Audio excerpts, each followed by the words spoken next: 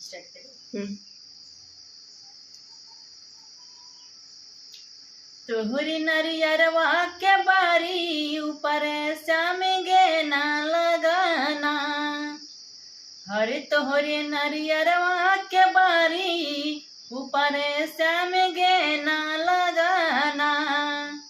शेरहवाली मैया निराली जगत बिच जननी पूजाली, शेरहवाली मैया निराली जगत बिच जननी पूजाली।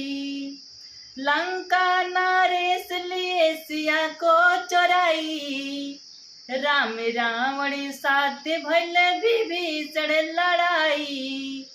हर पार नहीं पावे बलशाली जगत बिच जननी पूजाली। विभीषण बताए सुनह राम रघुराई, दहिने भुजवा पर विराज दुर्गा माई।